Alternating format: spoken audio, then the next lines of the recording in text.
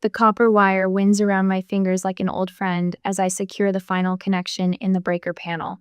Christmas music drifts from the small radio perched on my toolbox, Nat King Cole crooning about chestnuts and open fires. My hands, weathered from a decade of handling tools and climbing ladders, move with practiced precision, despite the early December chill, seeping through the unfinished walls. I stand back, examining my work. The panel looks perfect, each wire neatly labeled, every connection tight. This townhouse renovation will pass inspection with flying colors. My phone buzzes in my back pocket. Mom's name flashes across the screen. A familiar mix of hope and wariness tightens my chest. "Hi, Mom." "Maya, dear." Her voice carries that particular lilt she reserves for difficult conversations. "Do you have a minute to talk about Christmas dinner?" I wipe my hands on my work pants, leaving faint smudges of copper. "Sure. What's the plan this year?" A pause stretches between us, too long to be comfortable. My stomach knots. "Well," Mom says, finally clearing her throat, "that's why I'm calling. We're doing something different this year. Miles's parents are visiting, and we want to keep it more formal." The word formal hangs in the air between us.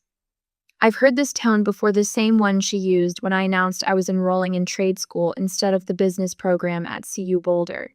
"Formal," I repeat, my voice flat. "You mean I shouldn't come?" "Oh, honey, it's not that we don't want to see you." Her voice tightens with practiced sympathy. "It's just Miles' parents are very traditional.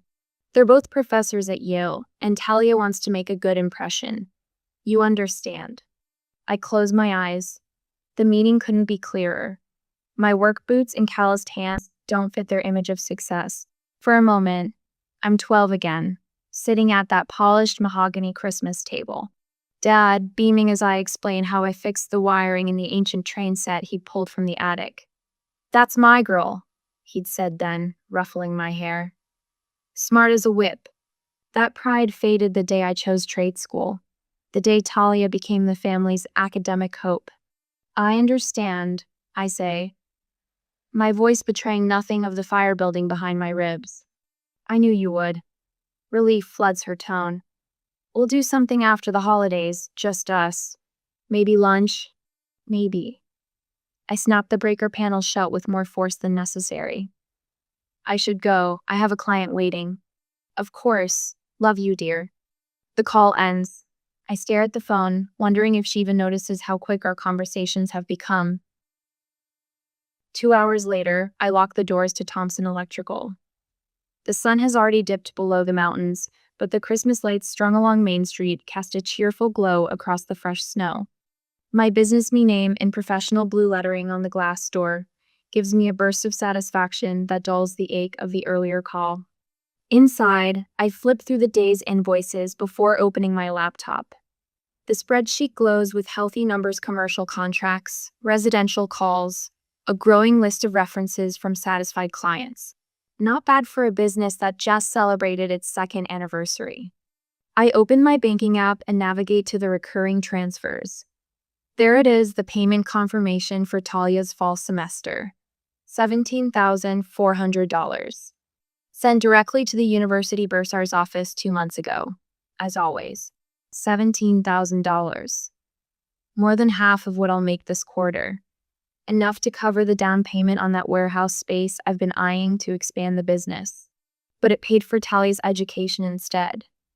Talia, who apparently doesn't want her boyfriend's parents to know her sister is an electrician. The drive home takes me through neighborhoods gleaming with holiday decorations. Families gathering in warm living rooms, kids home from college for winter break. I wonder if any of them understand how fragile those connections are, how conditional family love can be. My apartment feels especially empty tonight. I drop my keys on the counter and sit on the couch without bothering to turn on the lights. In the glow of the small pre-lit Christmas tree, I open the album Mom made for my 25th birthday.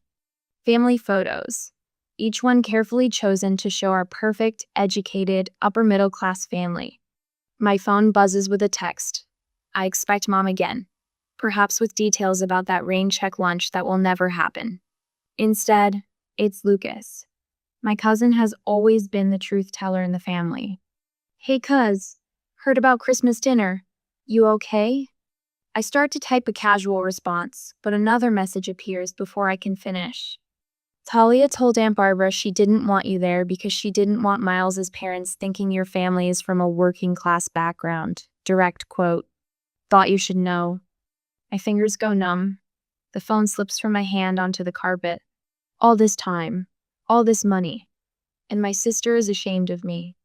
I pick up my laptop, open the university payment portal, and hover my finger over the Remove Payment Method button. What would you do if your family was ashamed of you while secretly benefiting from your success? The numbers glow blue-white from my laptop screen, illuminating my face in the dark apartment. $17,400 to Brookfield University, the 3rd of September. $4,250 for student housing supplement, the 15th of October. $876 for required course materials, the 28th of August. I scroll backward through my bank statements, month after month, year after year. The payments stretch back like breadcrumbs marking a path I've walked blindly.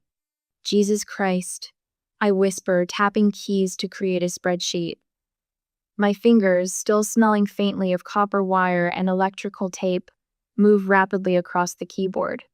I track each payment, tuition, housing, books, emergency transfers, when Talia claimed the meal plan didn't cover enough. The total appears at the bottom of my screen. $68,427. 4 years of trade school would have cost me less than what I've paid for 2 years of Talia's education. 2/3 of a down payment on that warehouse space near downtown. A lifetime of Christmas dinners I'm apparently not good enough to attend. My coffee has gone cold, but I drink it anyway, the bitter taste matching my mood. I remember Mom's voice last spring, the practiced sympathy when I mentioned needing a new work truck. But sweetie, you just bought one 3 years ago. Talia needs this money for her education has such potential. Potential. The word Mom never used for me. Another memory surfaces, Dad examining my first business cards, his slight frown. Thompson Electrical. It's just money, Maya. You make plenty with your work. The hesitation before work hung in the air like cigarette smoke, unwanted, clinging, impossible to ignore. The words replay in my head as I click through more statements. April, $2,100 for summer research program fee.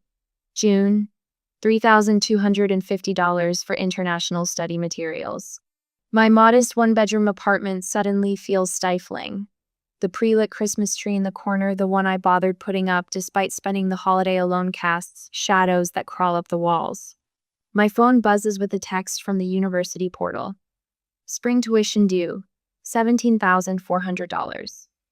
Payment due by the 3rd of January. The familiar prompt glows on my screen, the payment information saved for automatic processing. My finger hovers over the mouse. One click and I'll continue this arrangement, this one-sided contract, where I pay not just with money but with dignity. The truth crystallizes, sharp and clear as ice. They're not just embarrassed by meth, they're using me. I click payment options instead, then payment methods, then remove card. Are you sure you want to remove this payment method? Never been more sure of anything in my life. I click confirm, and a weight lifts from my chest, not completely gone, but lighter. No more, I say to the empty room. 3 hours later, my phone lights up. Talia. Then again, and again. I let it ring. The texts start rolling in. Maya, there's some problem with the tuition payment. It says payment method removed. Call me as soon as possible. This isn't funny. I can't register for classes without this clearing. Call me back right now. I silence the phone and place it face down on the coffee table.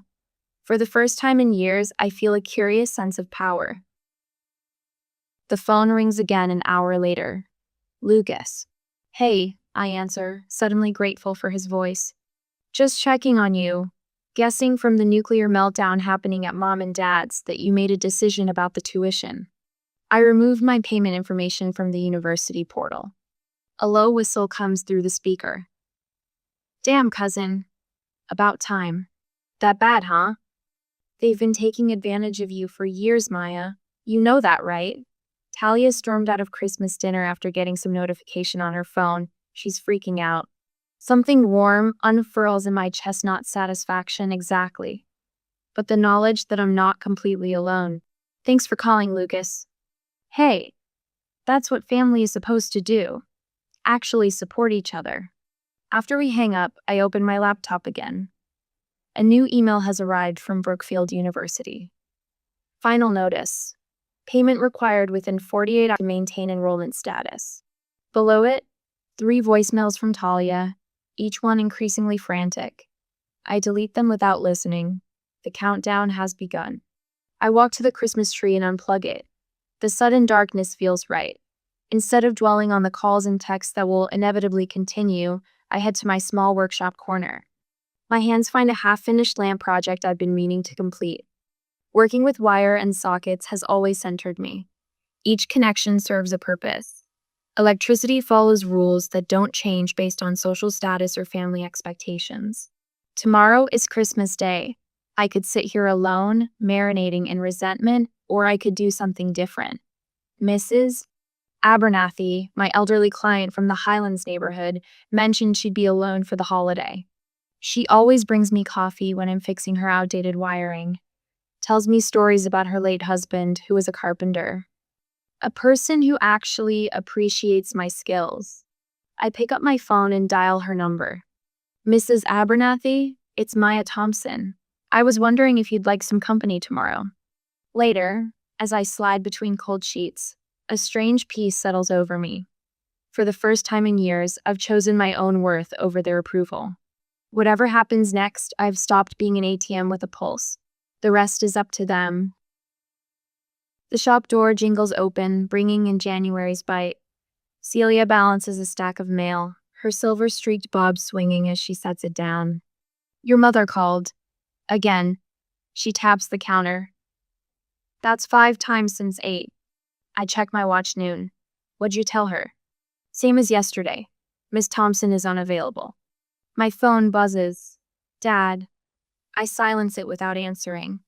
The voicemail notification joins 17 others I haven't touched. Alone in my truck during lunch, I finally press play. Maya Elizabeth.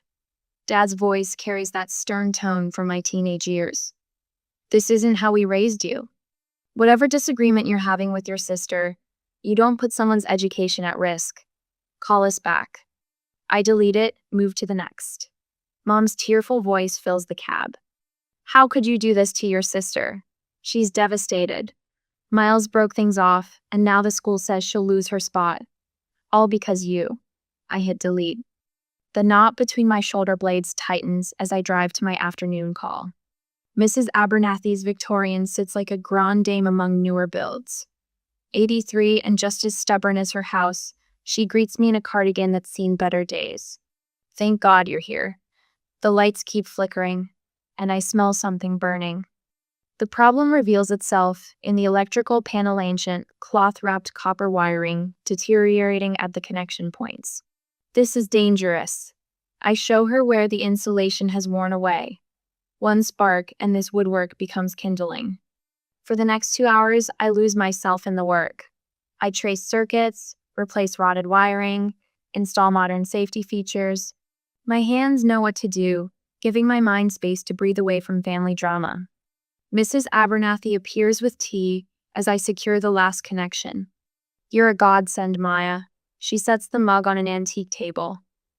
My son wanted me to sell this place, said it wasn't safe. Now I can tell him his mother isn't about to burn to death in her sleep. Just doing my job. No, dear. She pats my arm, paper, thin skin cool against mine. What you do matters. Not everyone appreciates skilled hands these days, but some of us still do. The simple validation loosens something in my chest as I drive away. The contrast between her genuine appreciation and my family's dismissal settles like a stone. I deserve better than this. Back at my truck, my phone chimes. Not family Alicia, a college friend who stayed in touch despite our different paths. What's going on with you and Talia? Her social posts make it sound like you murdered her puppy. I open Instagram. Talia's update appears at the top. Some people choose money over family. Disgusting. True colors always show eventually. 300 likes already. Texts flood in from acquaintances. Hey, you okay? Talia's posts seem intense. And, what did you do to your sister? I close the app. The temptation to fire back burns in my throat, but getting dragged into a social media war would only feed the drama Talia craves. The office buzzes with activity when I return. Jimmy, my senior electrician, raises an eyebrow. Your sister called twice. What'd she want? Said it was a family emergency. Celia told her you were meeting with investors about expanding the business. Everyone here has your back, adds Rosa, my newest hire. Your father called too. I told him you were teaching me to wire a three-way switch. She holds up her practice board. Which wasn't a lie. Got it right on the third try. Warmth spreads through my chest, not the burning anger from before, but something steadier. My employees see my value. My clients respect my work. A crash interrupts as the front door flies open. Talia stands in the doorway, makeup streaked down her flushed face, designer coat dusted with snow. You've ruined my life. Her voice pitches high. I'm going to be kicked out of school. The entire office freezes for employees, 2 waiting customers, all staring at my sister's meltdown. I step forward, keeping my voice level. Talia, this isn't the place. When is the place? She stalks toward me. You won't answer my calls or texts. The school wants payment by Friday. Jimmy moves protectively closer. The customers shift uncomfortably. We can talk privately in my office, I say. No. She slams her hand on the counter. You humiliated me publicly. We'll talk about it publicly. A surprising calm settles over me. I didn't ruin your life, Talia. The words come out steady. I just stopped funding it. The silence feels physical. Talia stares, mouth opening and closing without sound, clearly unused to anyone standing firm against her tears. But Miles broke up with me when he found out you were paying. The words burst from her before she can stop them. And there it is, the truth I didn't know I was waiting for. Jimmy clears his throat. Ma'am, she just stopped letting you take advantage of her. Talia whirls on him. This isn't your business. Actually, I say quietly, it is his business. Literally. Thompson Electrical. I straighten my shoulders. And I think you should leave now. You can't just... Celia, please call security. My sister's face crumples. For a second, I see the little girl who used to beg me to fix her toys. Then her eyes harden and she turns, sobbing dramatically as she pushes through the door. The shop remains silent after she leaves. Then Rosa gives a low whistle. Boss, that was something. Jimmy nods. Something good. For the first time in weeks, a genuine smile tugs at my lips. I turn back to the scheduling board, writing tomorrow's appointments with steady hands. Let's finish today's paperwork. We've got that commercial job starting tomorrow. As my team returns to work with newfound respect, I feel something shift inside me, like a circuit finally connecting properly after years of faulty wiring. The family drama isn't over, but I'm no longer dreading the next confrontation. I am Maya Thompson, owner of Thompson Electrical, and I'm done letting anyone dim my power. The financial advisor shifts through my statements, her glasses slipping down her nose. The late January sun filters through her downtown office windows, catching dust motes that dance between us. 2 blocks from my shop, in a world that never intersects with my family's, I watch her process what I've just told her. Let me get this straight. She removes her glasses, polishing them with a microfiber cloth. You've been supporting your sister's education for 4 years? Since I opened my business? Her pen taps against the spreadsheet printout. That's a substantial commitment for someone building a company. I nod, studying the numbers that document years of my labor flowing into Talia's future. $68,000. Down payments on dreams I deferred. Vacations never taken. Equipment upgrades postponed. And now you're redirecting these funds to your own retirement? The corners of my mouth lift. Simple words that represent seismic change. Not anymore. She smiles, the first person to truly understand what this means. Let's make your money work for you for a change. 2 hours later, I walk out with a binder containing my financial future. The weight feels right in my hand, solid, tangible, mine. The retirement account paperwork bears my name, funded with the $17,400 that would have paid Talia's spring tuition. My phone buzzes. Mom, the fourth call today. I silence it and head back to work. Maya, please, we need to talk about this. My mother's voice wavers as she stands in my shop's front office, her camel hair coat buttoned wrong in her haste. My father looms behind her, his jaw clenched in that familiar way that used to make me scramble to fix whatever had disappointed him. I glance at the clock. 10 minutes before my next client meeting.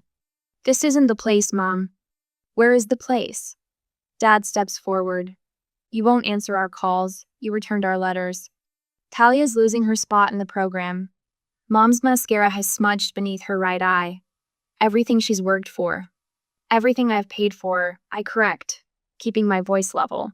The receptionist pretends not to listen, but I catch her slight nod.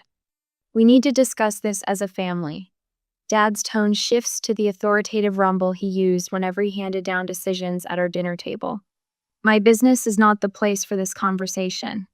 I stand, smoothing my Thompson electrical polo. I have clients waiting. Their stunned expressions follow me as I walk past them into the workshop. Jackson's Diner hums with the lunch crowd. 4 of my employees squeeze around a corner booth with me, celebrating Rose's first solo residential job. To the newest full-fledged electrician at Thompson, I raise my water glass, perfectly executed to code. Rosa beams. 23, and already more skilled than half the men who applied for the same apprenticeship. Speaking of execution, Jeff says between bites of his club sandwich, "You handled your parents like a pro yesterday." The table falls quiet. They all know now how I funded Talia's education, how my family kept me away from Christmas dinner. Sorry, Jeff backpedals, not my business. It's okay. Something shifts inside me, the realization that these people see me clearly and value what they see. I'm done being an ATM for people ashamed of how I make my money. Marcus, my senior electrician, nods. About time. The conversation moves on, but something lingers, a new comfort in being known and appreciated for my actual worth. Maya, it's Mom. Please call me back. I put the phone on speaker as I review blueprints for a commercial building renovation. Talia's moving back home. She's lost everything because of you. The old guilt rises, but settles faster than before. Her advisor says she can't reapply until fall semester, and there's no guarantee they'll accept her. She's devastated. I mark a correction on the plans, circling a junction box placement. Can't you help her just this once, for family? My pen hovers over the paper, for family. The same family that couldn't bear to have me at their Christmas table. When the phone rings again 5 minutes later, I answer. Maya, thank God. Did you get my message? Talia needs. Find another ATM. The silence stretches. What? You heard me. I hang up, my hand steady. The warehouse space echoes with potential 2,500 square feet of concrete flooring, high ceilings, roll-up doors. Perfect for expanding Thompson Electrical. The previous tenant's improvements remain, the realtor explains, pointing to the updated electrical panel I've already examined. You just need cosmetic changes. The down payment, $15,000, would have covered most of Talia's spring tuition. Now it buys my future instead. I'll take it. 2 weeks later, I hang the expanded Thompson Electrical sign and interview a pair of apprentices, both women, transitioning from other careers. My retirement account grows with each check that doesn't go to Talia's university. Lucas drops by with takeout to celebrate my expansion. They're falling apart, he reports, leaning against a newly installed workbench. Talia's boyfriend disappeared once he learned she wasn't actually from money. Aunt Deborah keeps making excuses to her garden club about why Talia's suddenly home. Not my problem. No, he studies me. You look good, Maya. Better. The next evening, I stand before 30 high school students at a trade school career day. My calloused hands gesturing as I explain how electrical work combines physical skill with problem solving.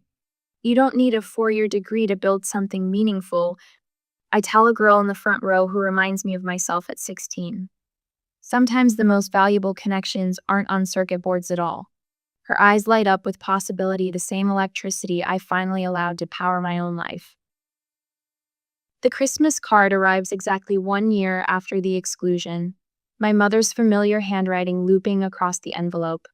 Inside, tucked behind a glossy photo of my parents and Talia in matching sweaters, sits a check for $500. A small gift, reads the note. We miss you. I place it on my kitchen counter beside 3 voicemails from Mom, each more carefully scripted than the last. It's not the same without you, she'd said in the most recent one. The calculated warmth in her voice couldn't mask the rehearsed quality of her words. The phone rings again. Uncle Steve, this time one of the neutral parties dispatched to soften me up. Maya, honey, it's been a year. Don't you think it's time to be the bigger person? I run my thumb across the edge of the check, feeling the slight ridge of the signature. I appreciate your concern, Uncle Steve. Your sister's really changed, you know. She talks about how much she's learned. On cue, my phone buzzes with a text from Talia. I've learned my lesson. Can we please talk? 3 old friends from high school have already called this week. Family is everything, said one. You'll regret holding grudges, warned another. The coordinated pressure campaign builds with each passing day. The coffee shop sits halfway between my apartment and my parents' house in neutral territory. I arrive 15 minutes early, claiming a corner table with clear sightlines to the door. When they enter, I see it immediately. The rehearsed approach.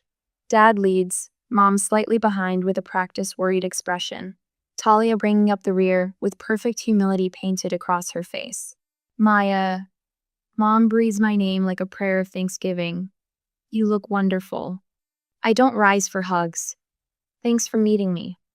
They settle into their chairs with the careful movements of people who've discussed every aspect of this encounter in advance. Dad orders for everyone other controlled tactic while Mom touches my hand tentatively. We've missed you terribly, she says. The holidays weren't the same.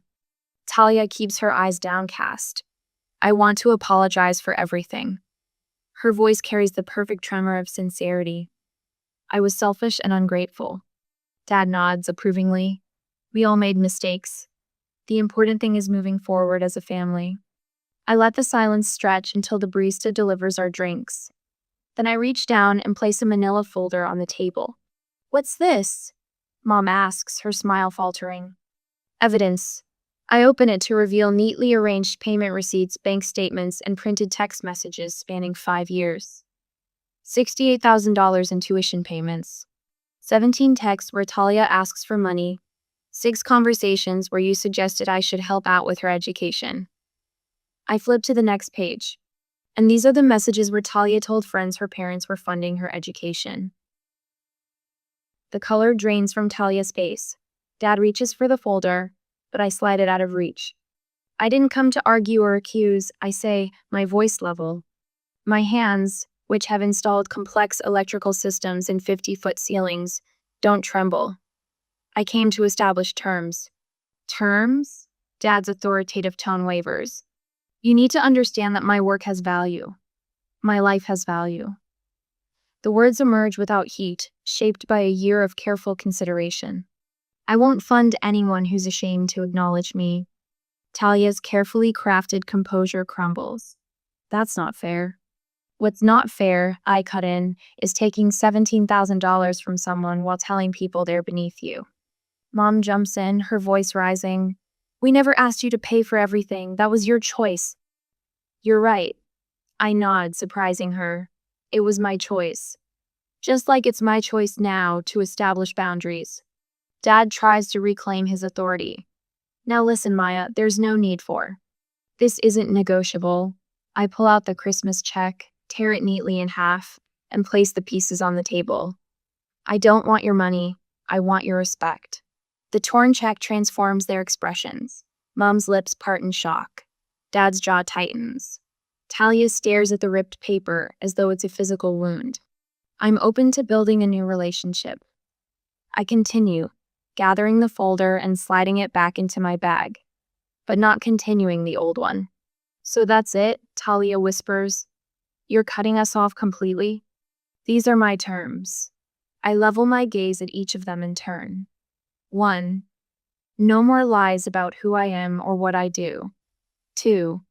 No more financial expectations. 3. My achievements deserve the same respect you give Talia's. Mom's carefully controlled facade breaks.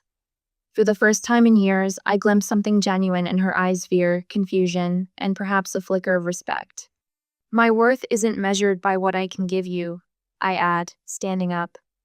"If you want me in your lives, it will be as the electrician I am, not the banker you wanted." Dad stares at the torn check, the familiar family power dynamic shattered on a laminate coffee shop table. "The choice is yours." I button my coat with steady hands. "Merry Christmas." Outside, snow has begun to fall, covering the parking lot in a clean white blanket. I breathe deeply, tasting freedom in the crisp December air. The weight I've carried for years slides from my shoulders like meltwater. The new Thompson electrical sign gleams in the December sunshine. 3 vans, not just my old reliable one, line the building, each emblazoned with our logo. My logo. Inside, the workshop hums with activity. Jesse, my newest apprentice, stands at the workbench measuring conduit while Mark reviews a blueprint with Danny. 5 employees now. 2 of them women breaking into the trade just like I did. The shop smells of coffee and copper, of honest work and earned respect. "Morning, boss," Jessie calls, pushing her safety glasses up. "The Riverside contract wants us to bid on phase 2. I nod, satisfaction warming my chest. "Send them our availability. We're booked through February, but we can start March 1st. Tonight's Christmas gathering fills my new home with laughter. The craftsman with good bones and better wiring picked for me, not to impress anyone else. My tree sparkles with simple white lights, no color-coordinated ornaments like Mom's perfect display." Lucas raises his glass toward my electrical certification framed on the wall. "To doing what you love." My friends clink glasses. None of them ask what I can do for them. None of them hide me away when important people visit. Here, I'm enough calloused hands and all. Later, Lucas helps clear dessert plates. "Saw Talia yesterday, at the mall." My grip tightens on a fork. "And?" "She's working at Nordstrom, selling shoes." He pauses. "Mom and Dad's retirement took a hit, and without your contributions, they're feeling it. Talia moved back home." "Not my problem," I say, but the words lack the edge they carried months ago. "They're learning," Lucas says quietly. "Talia cried when a customer treated her like she was invisible. Said it made her think of you." That night, after everyone leaves, my phone chimes with a text. From Mom: "We're having Christmas dinner next Saturday at 5. We'd be honored if you could join us. No pressure." I stare at those words: honored, not expected. No pressure, not you should. For the first time, the choice is truly mine. Not an obligation, not a transaction. 3 days later, I sign the paperwork for the Thompson Electrical Scholarship, fund $5,000 annually for women entering the trade. The attorney smiles as she hands me the completed forms. "You're making quite an impact," she says. "One of your apprentices mentioned you took her on after her father said electrical work wasn't for women." I think of Talia's struggle now. Facing what I've known for years, the world doesn't care about your pedigree, only what you contribute. My standing firm has sent ripples beyond our family dinner table. Saturday evening, I park in my parents' driveway. Christmas lights outline the windows, the same as always, yet they look different now, less like a showcase, more like simple celebration. A framed photograph sits on the passenger seat, me with my team in front of the shop. Not an apology. A statement. At the front door, I hesitate, catching my reflection in the glass, shoulders back, chin high. The woman who once silently funded her sister's degree while accepting scraps of approval has vanished. In her place stands someone who knows her worth isn't measured by family approval. I take a deep breath and ring the bell. Dad opens the door, surprise flickering across his face. "Maya, you came." Mom hurries forward, taking my coat without the usual critique of my practical clothes. Her eyes hold uncertainty, maybe even regret. In the dining room, Talia sits quietly. Her nails are short now, unpolished. Working hands. Her designer clothes replaced by something simpler. "That scholarship program of yours," she says, voice soft. "The local paper did an article." Not jealousy in her tone. Something new. Respect. "I'm applying to technical college," she adds, meeting my eyes directly. "Business administration. More practical than theoretical economics." Mom squeezes my hand as I take my seat. "We've missed you." I lift my glass, meeting each pair of eyes around the table. "To new beginnings," I say, based on truth. Dad nods. A simple acknowledgement worth more than empty praise. What does family really mean? Those bound by blood, or those who value your worth? I chose to give a second chance from a position of strength. Looking around this table, I wonder, would you have done the same? I stand on the wraparound porch of the mountain home, keys heavy in my palm. The Colorado Rockies tower behind me, snow-capped peaks gleaming in the afternoon sun, despite it being mid-June. My heart beats a rapid rhythm against my ribs as I watch my parents climb the wooden steps. Mom's eyes widen, darting from the riverstone facade to the floor-to-ceiling windows, reflecting the mountain vista. Dad's weathered hand grips the cedar railing, his gaze sweeping across the 3 acres of pine-studded property. "Jessica, honey, why did you bring us here?" Mom asks, confusion creasing her forehead. I extend my hand, keys dangling from my fingers. "Because it's yours." The mountain breeze carries their gasps away. Mom's hand flies to her mouth, and Dad's eyes, those steady eyes that never wavered through all my childhood scrapes, fill with tears. We can't possibly." Dad stammers, but he's already reaching for the keys. "You can, and you will," I say, pressing the keys into his palm and closing his fingers around them. "After 35 years of putting everyone else first, it's time you had something just for you." Mom launches herself at me, arms wrapping tight around my shoulders, her tears dampening my neck. "Oh, Jessie, how could you possibly afford this?" From the corner of my eye, I catch Amanda and Lauren standing by the SUV, their expressions unreadable. Amanda's arms cross over her chest, while Lauren whispers something to her husband, Eric. Neither makes a move to join us on the porch. Later, as we sit in the great room unpacking the story, I explain about the years of 60-hour weeks, the promotions I chased relentlessly, the bonuses invested rather than spent. "Remember how you teased me about my boring condo when I could afford something flashier?" I smile at Dad. That was the point. Live beneath my means, save the difference. "But this should be your vacation home," Mom protests. "Not ours." I shake my head. "Daniel and I decided this together. We want you to have the retirement you deserve." I don't mention how I'd spent months scouring property listings, how my heart leapt when I found this place peaceful, private, perfect for parents who'd spend decades in a cramped suburban home, with too many mortgages and never enough savings. When evening falls, we gather on the deck.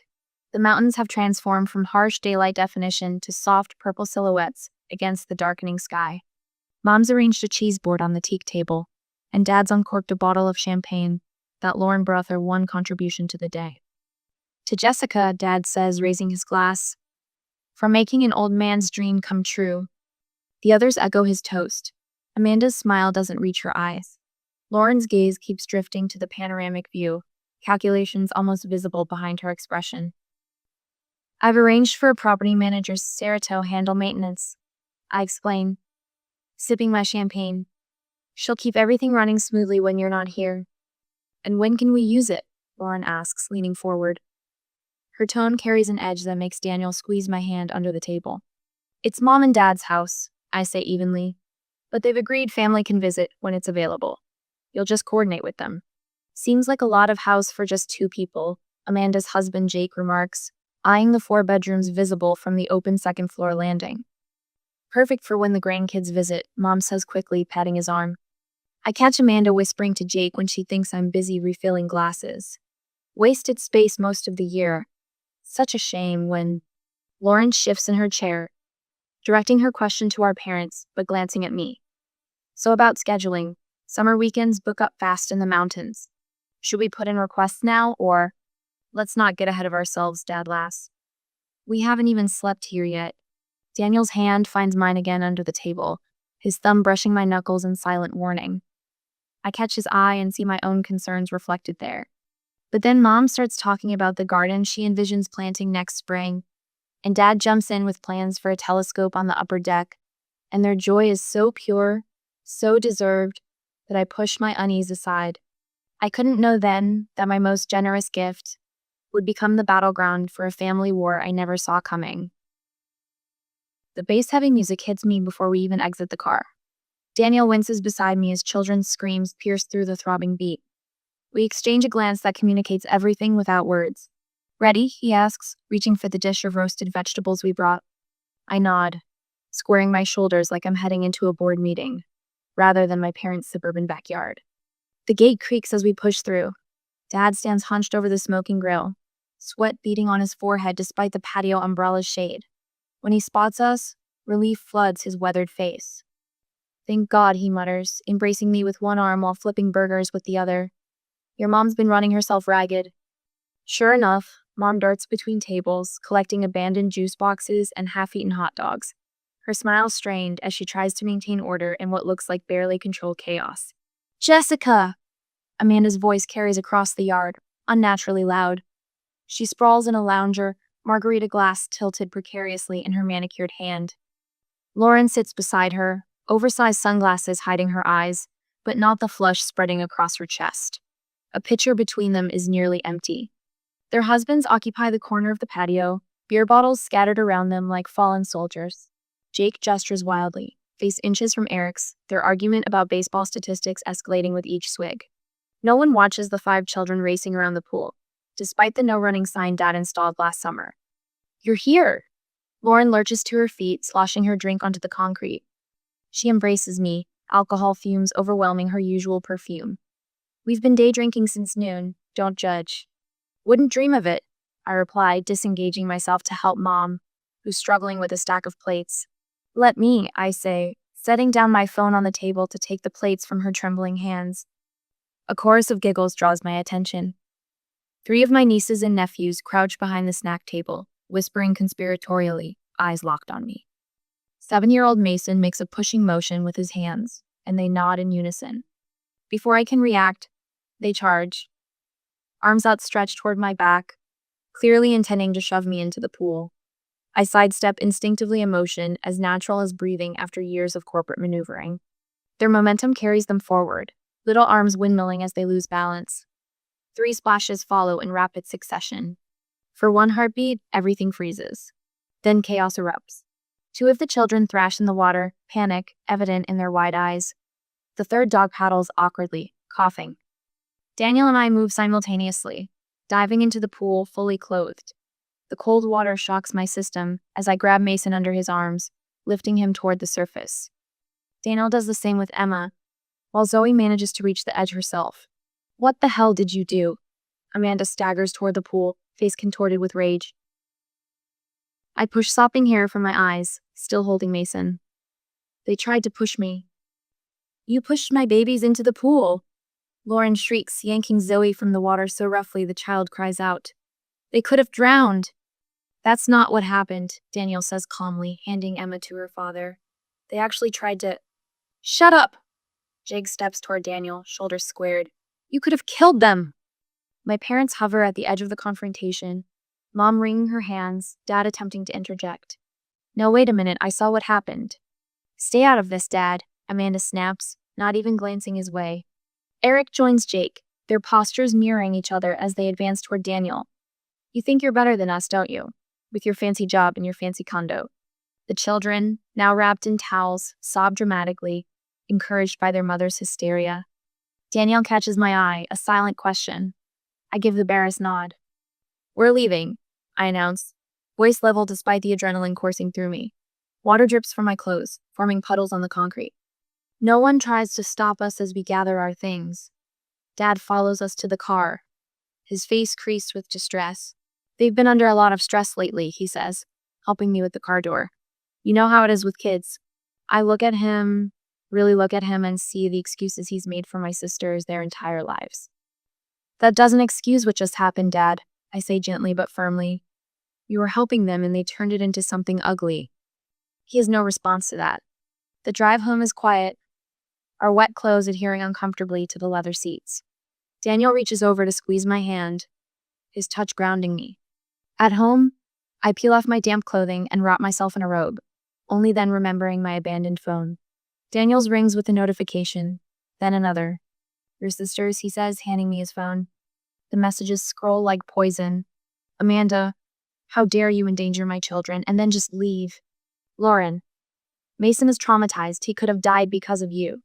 5 more notifications ping in rapid succession, each message more vitriolic than the last. The final text stops me cold. Amanda, after everything we've done for you and that house, this is how you repay us? I stare at the screen, pulse quickening. What does she mean, everything they've done for the house? Daniel's expression darkens. I don't know, but I think we should find out. My stomach twists with dread, a premonition forming that whatever awaits me will forever change how I see my family. Amanda's final text burns in my mind. After everything we've done for you and that house. I sit at my desk, the blue light of my laptop illuminating my face in the darkness of our home office. Daniel sleeps down the hall, but rest eludes me. My sister's words echo, a puzzle piece that doesn't fit the narrative I've understood until now. What could they possibly have done for a house that belongs to our parents? A house I purchased? My fingers hover over the keyboard before typing the address into Google. The search results populate, and my breath catches. The third result isn't a property record or a map location. It's a vacation rental listing. I click, and my parents' retirement sanctuary fills the screen, professionally photographed, staged with decorative touches I don't recognize. Sullivan Family Mountain Retreat. The headline reads, $2,500 week. Perfect for families and small gatherings. My stomach drops as if I'm in free fall. The calendar on the side shows nearly every week of summer blocked out in red. Booked. I click to another tab. The same house appears on a different vacation rental site. And another. And another. No, I whisper, scrolling through guest reviews. 3 years worth. Amanda and Lauren were wonderful hosts. They left a welcome basket and called to check on us midweek. The Sullivan sisters have thought of everything. We'll definitely be booking again next year. My hands shake as I take systematic screenshots, methodically documenting everything. I create a folder, naming it with today's date. Evidence. Proof. My finance brain kicks in, calculating weekly rates against the booking calendar. At least $60,000. Possibly much more. A dedicated Instagram account appears in my search results at Sullivan Mountain Retreat. I scroll through photos of my sisters posing on the deck, welcoming guests, arranging welcome baskets made from items I'd purchased for the house.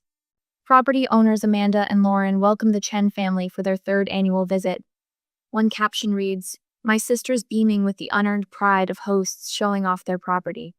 I reach for my phone, my hand trembling so badly I nearly drop it. I tap my father's contact, placing the call on speaker while I continue gathering screenshots. Jesse? His voice is thick with sleep. Everything okay? It's almost midnight. Dad, I need you to wake up Mom and put me on speaker. My voice sounds strange, distant even to my own ears. What's wrong? Concern sharpens his tone. Please, Dad, just get Mom. I hear rustling, murmured conversation, then my mother's worried voice. Jessica, what's happened? I take a deep breath. Have either of you rented out the Colorado house to vacationers? Silence, then confusion. What? No, of course not. Why would we do that? Someone has been. I swallow hard. For 3 years. That's impossible, Mom says, but uncertainty has crept into her voice. Who would? Amanda and Lauren. I say, and the words taste bitter. They've been renting it out every week it's available. They've made at least $60,000. Dad's sharp intake of breath is audible. No, they wouldn't do that behind our backs. I'm looking at the listings right now. Their names are all over the reviews. They've created an Instagram account. They're posing as the owners. Oh my God, Mom whispers. The house was for family. Dad says, his voice hardening with each word. Not for profit. I'm sending you everything I've found. I email the folder of screenshots. We need to confront them. Together. Come for dinner tomorrow. Mom says, her voice quavering. I'll tell them it's a family meeting about summer plans. Don't tip them off, I warn. Let them walk in blind. Like they kept us blind for 3 years? Dad's anger vibrates through the phone. We'll see you at 6. The atmosphere in my parents' dining room crackles with tension. My tablet sits at the head of the table, face down. Mom keeps glancing at it, then away, as if it might suddenly animate. Dad stands rigid by the window, watching the driveway. They're here, he announces as a gleaming SUV pulls up. Another follows. My sisters and their husbands emerge, laughing about something, utterly unaware of the storm awaiting them. Daniel squeezes my knee under the table. Stay calm, he murmurs. The front door opens, voices filling the entryway. Jake's booming laugh. Eric's rapid-fire commentary. My sisters talking over each other. They enter the dining room with the confidence of people who've never faced consequences. Jarek heads straight to the liquor cabinet, helping themselves to Dad's scotch without asking. Family meeting, huh? Lauren says, dropping into a chair. Is this about the 4th of July at the lake house? Because we've already booked our flights to Colorado. My father clears his throat. Actually, we need to talk about the Colorado house. Amanda rolls her eyes. If this is about the pool toys we left on the deck, the cleaner was supposed to... It's not about pool toys. I flip over the tablet, tapping the screen. The vacation rental listing fills the display. I turn it toward them. It's about this. The room freezes. 4 faces cycle through expressions. Confusion, recognition, alarm, and most tellingly, calculation. What is this? Lauren attempts, but her voice lacks conviction. Don't. I swipe to the next screenshot. Your names are in the reviews. You created an Instagram account. You've been renting out Mom and Dad's house for 3 years. You've been what? Mom's voice breaks. This is some kind of misunderstanding. Amanda begins, but Jake cuts her off. Look, you don't even use it, he says, glass in hand, scotch sloshing dangerously. We're just being efficient with a family asset. Efficient? Dad's voice rises. It's not an asset. It's our home. Let's be realistic. Lauren says, her gaze calculating. You make more than enough money, Jessica. The house sits empty most of the time. We simply found a way to make it useful. How could you do this behind our backs? Mom asks, and the raw hurt in her voice slices through the room. Instead of contrition, Amanda straightens, defiance hardening her features. We've been managing it beautifully. The guests love us. You should be thanking us for maintaining the place, Lauren adds, crossing her arms. Do you know how much work it takes to clean between guests? To coordinate bookings? I stare at them, these strangers wearing my sister's faces. The conversation takes a turn so shocking, so utterly disconnected from reality, that for a moment I wonder if I've misheard. Since you're so successful, Lauren continues, leaning forward, you should be covering our kids' college funds anyway. Family helps family. We wouldn't need the rental income if you stepped up. The room falls silent. I stand slowly, my chair scraping against the hardwood floor. When I speak, my voice is quiet but edged with steel. You've been stealing from me for 3 years. Amanda waves dismissively. Don't be so dramatic. We're family. The word family twists in my chest, a knife turning. I look at these people my blood and see only entitlement staring back. Not anymore. I gather my tablet, my movements precise, controlled. You have 24 hours to remove your belongings from the property. After that, anything left will be discarded. You can't do that. Eric slams his glass down. She can, my father says, moving to stand beside me. His hand finds my shoulder, warm and solid. And we support her. You've crossed a line that can't be uncrossed. Lauren's face contorts with fury. This is about money? After everything we've sacrificed to? This was never about money. I cut her off. This was about trust, about respect, things you clearly don't understand. As I walk out with Daniel and my parents, I feel something shift irrevocably. The family I thought I had disintegrates behind me, replaced by the stark reality of who they truly aliened, who I must become to protect what's mine. What I don't yet know is how far they'll go to keep their secret cash flowed, the dangerous lengths I'll have to match to end this war they've started. I need a full security overhaul. My voice is steady as I pace across my home office, phone pressed to my ear. Electronic locks, motion sensors, cameras, especially at the gate and storage barn. On my laptop screen, the website for Sierra Mountain Security displays their 5-star rating. The company came highly recommended by a colleague who owns property in the same Colorado County. That's quite an extensive system for a vacation home, the security consultant says. Are we talking about deterring bears or something else? Something else. I pull up the screenshots of the rental listings, a sick feeling churning in my stomach. Timeline? We can have a team out tomorrow. Full installation within 48 hours. Behind me, Daniel leans against the doorframe, concern etched across his face. Is all of this really necessary, Jess? I lower the phone against my shoulder. You don't know my sister's husbands like I do. The memory of Jake's red-faced rage at the pool flashes through my mind. Trust me.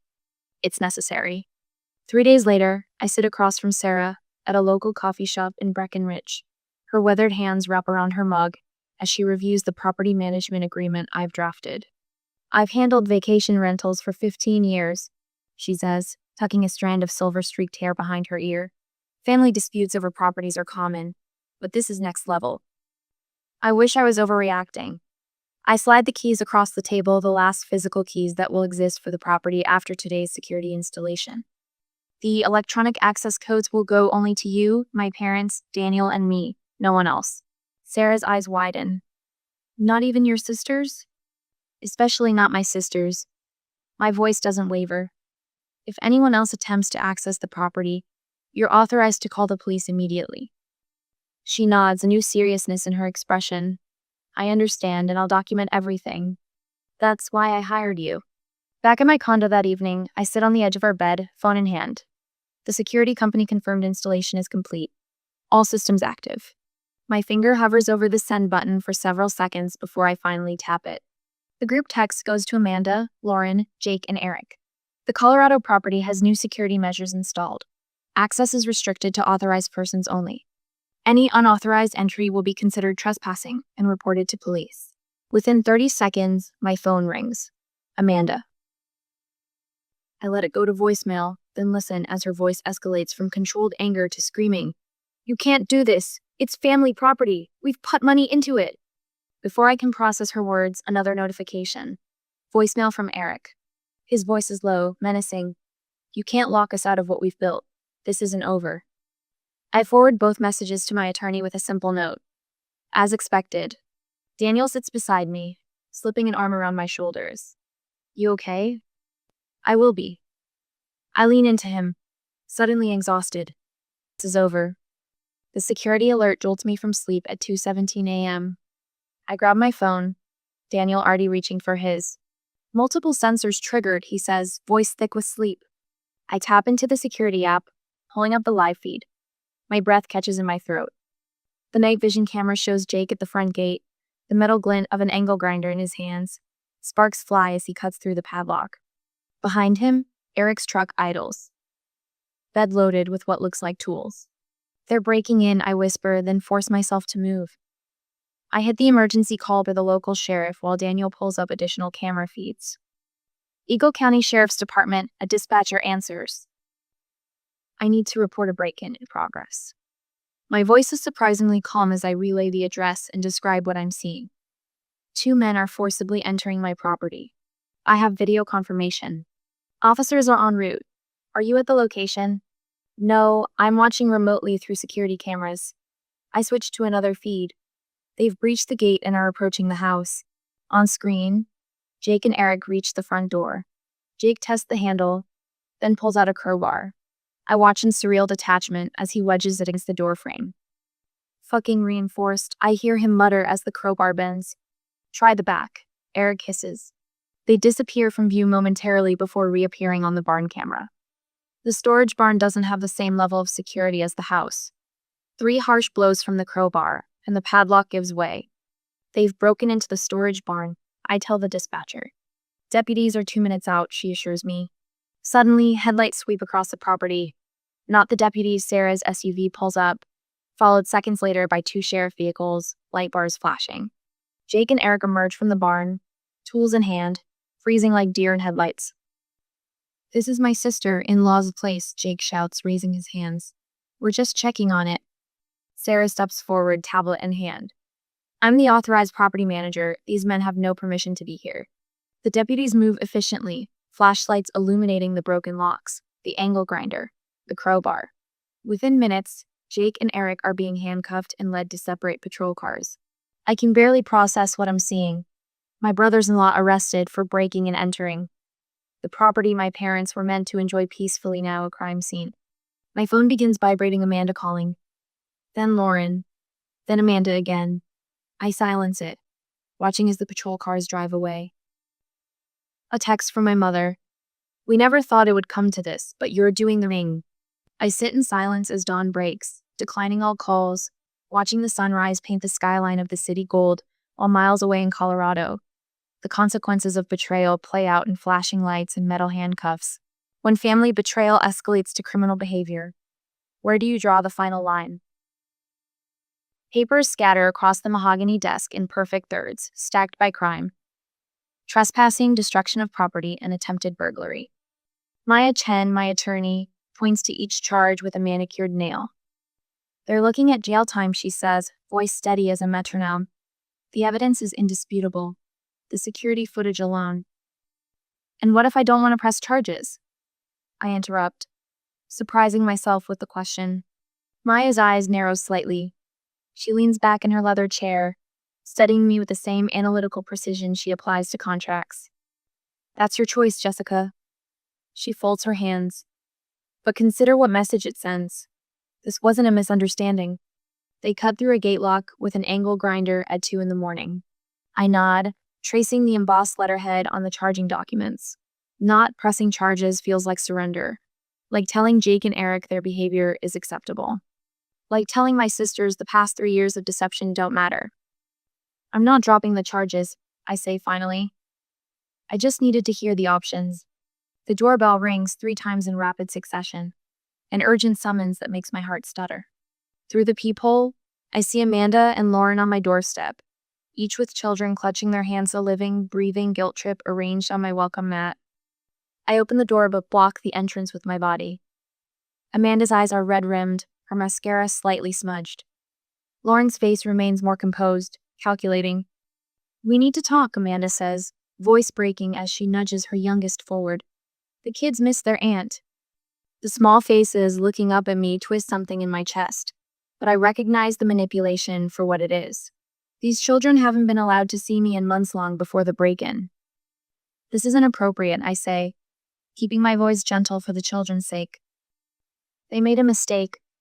Amanda pleads, tears spilling now.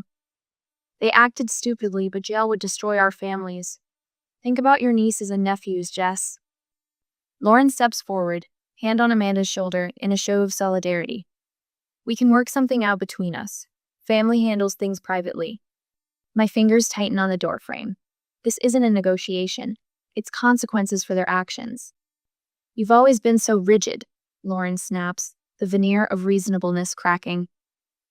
So perfect, Jessica, never made a mistake in her life. Breaking into someone's property with power tools isn't a mistake, I say, my voice lowering to ensure the children don't hear. It's a crime, one with consequences. Please leave. I close the door on their protests, slide down against it, and press my palms to my eyes until stars appear. The email arrives 3 days later, the subject line an innocuous settlement proposal. I forward it to Maya before opening it myself. The brothers-in-law's attorney offers $6,000 for damages, conditional upon dropping all charges. The language is clinical, impersonal.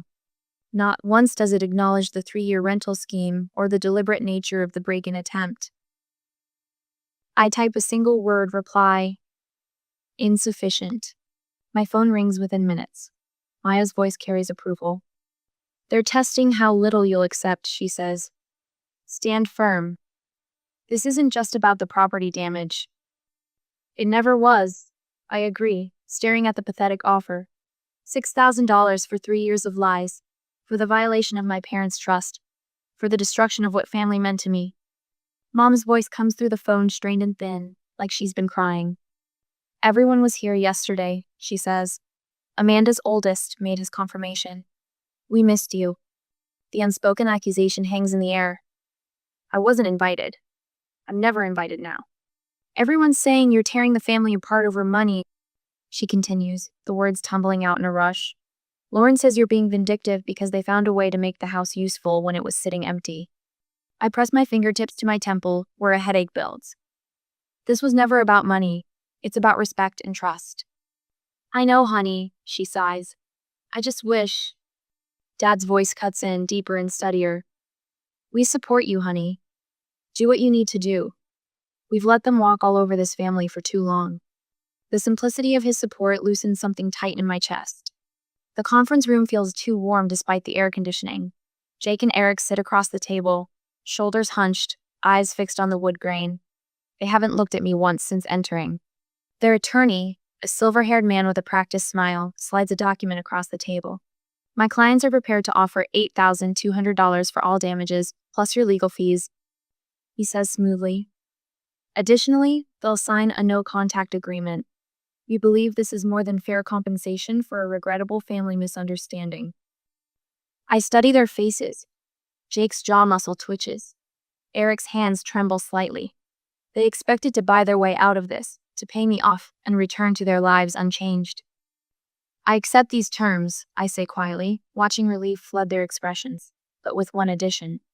I slide a document of my own across the table. Maya drafted it yesterday, written acknowledgement of the rental scheme and formal apology to my parents. Jake and Eric exchange panicked looks. The apology would confirm everything, would require them to admit in writing what they've done. This is unnecessary, their attorney begins, but I interrupt. It's my only condition, I say, voice steady. Without it, we proceed to court. 10 minutes of whispered consultation follows. Jake's face flushes red. Eric's pales to ash. But eventually they pick up their pens. As they sign, hands slightly shaking, I lean forward. This isn't about money, I tell them, meeting their eyes at last. It's about truth. The restaurant is neutral territory, halfway between my condo and my parents' house. Mom and Dad arrive together, looking older than they did 6 months ago. I slide the brothers in. Law's signed confession across the table. Dad reads it first, his weathered hand trembling with suppressed anger. He passes it to Mom, whose tears fall silently onto the linen tablecloth. $60,000, she whispers. Behind our backs, using our name with strangers in our home. I'm sorry, I say, though it's not my apology to make. You have nothing to be sorry for, Dad says firmly. I take a deep breath. This is the hardest part. I can't do this anymore, I tell them. I'm cutting ties with Amanda and Lauren completely. Mom begins to protest, but I shake my head. I'll always be your daughter, but I can no longer be their sister. Not after this. Dad reaches across the table and covers my hand with his. Family is earned, he says simply, and they haven't earned you.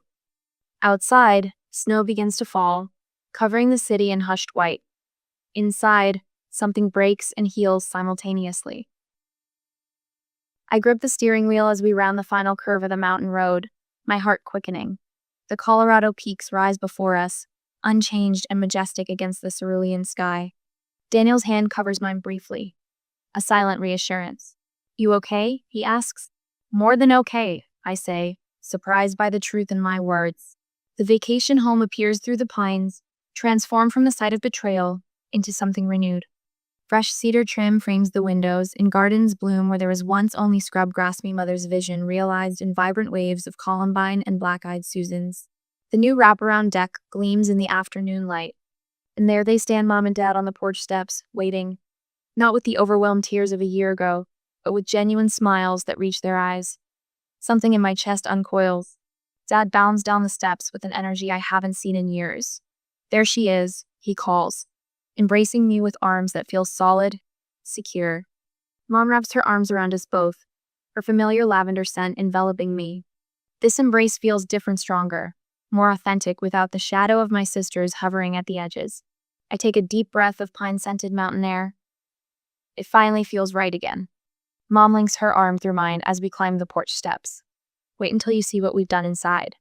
The interior has been cleansed of all traces of rental usage. No more hotel-style furnishings, no laminated instruction sheets, no lockboxes for guest keys. Instead, the great room welcomes us with leather couches arranged around the river rock fireplace. Photos line the mantle. Mom and Dad on their anniversary hike, the four of us at Christmas, Daniel and me summiting a nearby peak last fall. And here, Mom says, leading me to a window nook I barely recognize. Plush cushions and shelves of dog-eared books create a reading sanctuary. Your father built the bookshelves himself. Dad shrugs off my impressed look. YouTube tutorials, he confesses with a wink. We actually get to enjoy it the way you intend it now, Mom says, squeezing my hand. They show us to the upstairs guest roomy room. They insist preserved for our visits with the mountain view I'd fallen in love with when I first found this property.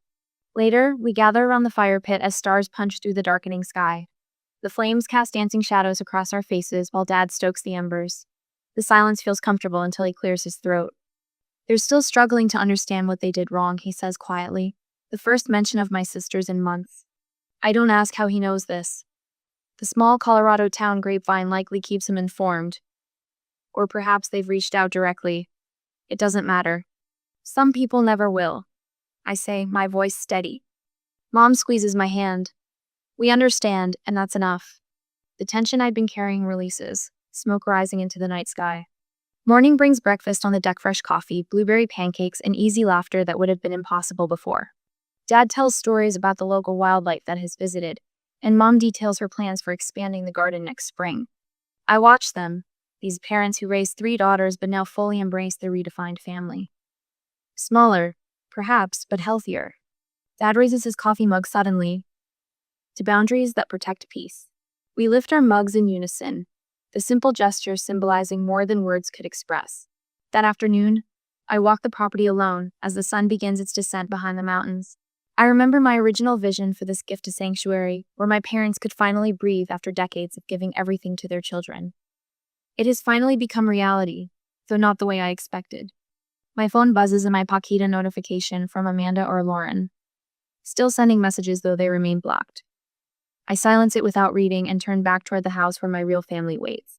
Later, as Daniel and I drive away, I take one last look at my parents waving from the porch, silhouetted against the mountains. I lost sisters but saved myself. Some prices are worth paying, I say. Daniel navigates the winding road with careful precision. You didn't lose family. You just redefined it. I smile as the house disappears in the rearview mirror, the mountains standing tall behind us. The sanctuary is rebuilt, not just the house, but the bond we matter. Family isn't just about blood, it's about respect, trust, and mutual care. Jessica lost the family members who couldn't value her beyond what she could provide, but strengthened bonds with those who loved her for herself. What boundaries have you set to protect your peace? What relationships have you had to redefine? Share your experiences in the comments below. Don't forget to like, subscribe, and hit that notification bell for more real-life stories of courage and boundaries.